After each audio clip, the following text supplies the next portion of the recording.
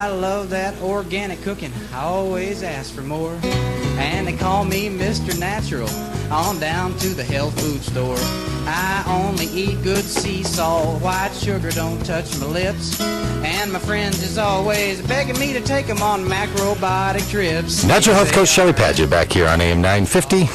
Doug Pagitt Radio Show. It's 1:33, and that means time for the Natural Health Tip Jar. From Natural Health Coach Shelley Pagitt, who can be found at shelleypagitt.com. Good morning, Natural Health Coach, or good afternoon. Good afternoon. Good afternoon. We've all been up for a long time. No longer morning. This is our little afternoon delight, our little afternoon cocktail party, our little not quite right radio tip of the week. That's right. We've been. It's been a busy morning. Been a busy morning. It's hot out there already. I can see by the temperature reader here in the Palatial Studios at AM 950 that it's 89 degrees already. Yeah, very, very humid. Yeah, very humid. It's heating up. Doesn't bode well when our son drove my car last night and left the windows open, and I was inside before I realized they were open again. Oh boy! And you got rained in your car again? Yep. So. Oh boy. Doors are open. Hopefully, I don't know, the humidity level might not let them dry out, but I'm hoping. Well, I hope so. Well, what's our natural health tip of the week? Natural Health Coach Shelley Pagitt. Learn to make a weekly menu. Make a weekly menu. A menu for the entire week. Yeah. All right. Now, what is it that's so beneficial about someone having a weekly menu? Well, this tip comes from. Okay, so I know you're like kind of unique, but not that unique, and I don't expect you to do like the cooking or whatever, but I think when you look into the fridge, you see nothing. I do. I look in there, and it's just a confusing. What is all? What is all that stuff? And when I look in the refrigerator, I see possibilities. Yes. Mm-hmm. And because you can put the pieces together. Right. It's just a bunch of junk when Doug looks in there. A bunch of things I can't heat up. And so I think I think that there's a lot of people that fall into that category, and a lot of that comes from just not having a desire or a skill set in that way. But another part of it comes from like maybe we could build on the skill set for some people who are listening to learn how to create a menu, make it simple if they're not necessarily into cooking or home food preparation, so that it becomes a little bit more within their reach and a little more possible, enjoyment. Yeah, I could totally see that. If someone didn't have to make a decision while looking in the refrigerator for what should I make out of the things I'm seeing right now, right? But they went to it and said, I'm going to make this, now I'm going to go and strategically pick those items, that would change everything. Right. So one of the reasons that made me think about this tip is that what I've been doing since we have too many adult grown children living in our house is writing like on the refrigerator, meal ideas for the day or for the week or whatever, so that they can go in and see either leftovers or possibilities that, again, when they open the refrigerator, they don't know are in there or don't know how to put something together. Yes. And so that can start at a different scale if people, before they, like if they think about going grocery shopping, not daily to pick up, whatever they want to eat that day, but to think about limiting their time and effort, like it doesn't have to take that much effort, and just either flip through a magazine that you like or go through, like I keep a list in our cabinet of kind of like regular meals that our family likes, and then sometimes I pick from that list. Yep. But at any rate, before I go to the grocery store, I kind of think about what are 4 meals that I might make for dinner this week. And then look at the ingredients, think about them, put them together on my grocery list in the order that those things are in the store. So like I shop the aisles rather than like, my list makes sense in accordance to the layout of the store. Right. It makes a really big difference because it's so, I think grocery shopping can be a tedious task for most people. We have to do it most of our lives, and you shouldn't have a deep breath here because you hardly ever do it, but I do it all the time, and it can be very tedious, and it gets boring after all the years and, times that I've been going. So I think this is a thing to learn early on in our lives, either as single people or when we have families, to say, like, well, what do I want to make this week? And I think it brings in variety. So if you make, one poultry meal, one beef meal, maybe one egg meal. If you're into fish or will eat fish, that's a good thing to include. And then count on, leftovers, one of those nights, maybe eating out one of those nights, whatever. Well, and Ian, the radio show professional here, is telling me that there are websites where you can put in the food that you want, and it will tell you what ingredients are in there, and then print out for you a shopping list so you could go buy those ingredients. Right. There's even an app on your phone. What? Yeah.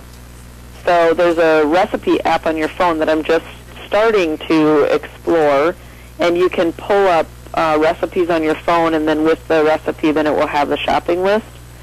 So then you can just see if you want to, like what you have already, which is important to look at home before you go to the store, because oftentimes we have ingredients that we can use that, when you buy them again, it's like just, kind of silly. What they should have is we don't need to brainstorm for grocery stores, but the grocery store ought to have an app like our local Lund's or Byerly's, where not only would I put that information in, but it would tell me what aisles to go to. So if I said I want to have beef stroganoff, and then it would say, oh, we have those noodles in aisle 7, and it could just walk me right through. So it would print off not only the ingredients, but where in the store to find them. Right. Because it's kind of confusing if you don't, for people who know computers well, like they can just sit down at a computer and open up things and know where everything is. And for other people, that's difficult. For some of us, it's difficult to go into a grocery store and try to figure out how things are organized in there, and how right. you make your way through. And I think that is a holdup for a lot of people to eat healthy, isn't it? Because it's just as easy to buy the processed stuff or the pre-made foods rather than making it yourself. Right, but like I bought. Okay, so anyway, yeah, you're right about that. I don't know if grocery stores actually have that or not. And for me, that wouldn't be helpful because I don't want to meander up and down the aisles. It makes me crazy. I want to shop in a way that makes sense and is orderly, and then get out of there as fast as possible. Yeah.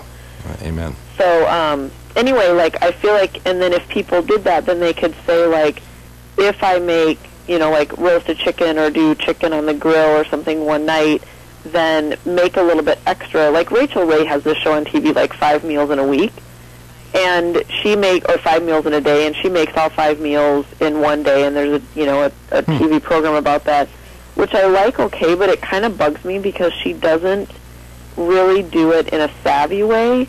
So she doesn't reuse, like if she made a chicken, she would just roast a second chicken for a second meal rather than taking and using the bones and the meat and stuff for a second meal. So I think it's a lot of work, and a lot of people don't have that much room in the refrigerator and stuff. So anyway, my tip today is just to plan out what you want, to eat for the week. Make your grocery list in a way that follows the order of the store. Trying to shop primarily, for the fresh stuff, and then just maybe have an ongoing list, in your computer or your phone of kind of everyday items. So things that you might, always pick up, whether it be eggs or bread or, cheese or tortillas or whatever you might use every day. And make your life a little bit easier by doing some meal planning. In the summer, it's fun because they have those, like, produce stands. So if you've already gotten your kind of meat items, then you can stop at a produce stand and just get, watermelon, some potatoes, and some corn on the cob, or, fresh lettuce and make a salad out of your leftover chicken and make a chicken Caesar salad, or, Or head over to your local farmer's market. Yeah, head over to your local farmer's market. Lots of good stuff over there. Yeah, at least during the summer hours, at least during the summertime. Right. I went over to Kingfield last Sunday, and it was just bustling. And because food, for a natural health perspective, food is that's the big daddy. That's the most important thing. More than supplements, more than cut this out, put this in. Having a diet that is suitable for health is the most important thing, right? Well, it is, because you're getting food is fuel, and so if you're getting the nutrients from the food that you're making or eating or whatever, then that's the very best way to have a body that's sustaining your health. And so I like to figure out as much fresh as possible. We've talked about that before, like more than 50% raw or fruits and vegetables. And in the summer, it's really easy to do that. You know, somebody should come up with a way that you could do meal planning in a social way, like through one of these social networking sites, so that you could plan with your friends. Because I think a lot of people run out of ideas. Yeah. Like, what should I make? And there should be a way that you could share all of that and see other people's recipe. You know what I mean? Like, right. Make it a much more social engagement rather than a because maybe people would even say, hey, I was thinking of having that same thing. We should eat together on Tuesday. Well, yeah, that's interesting, and I mean, we did this... Because food is so social, you know? We did this last year when we were doing that meal group, and there's still groups of our friends that are doing that meal group where, you know, I would make a meal for 4 families, and then those families would make meals, and we would come together and do the meal swap. And I still think that that's a great way, and it was also very social.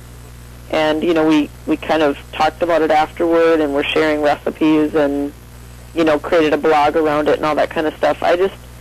I think people are at different points in their lives with different amounts of energy that they want to put toward it. And just to realize wherever you're at, you still need to eat.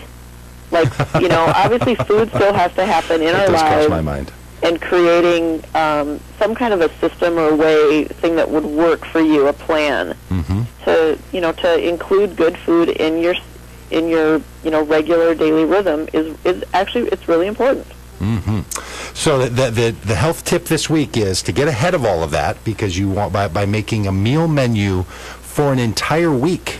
And is a week really the best way to do that? People can't do it for a month or something? Like, is it too hard to do it that way? I think a week is a really good thing. And then I'm thinking about your comment about making it more social.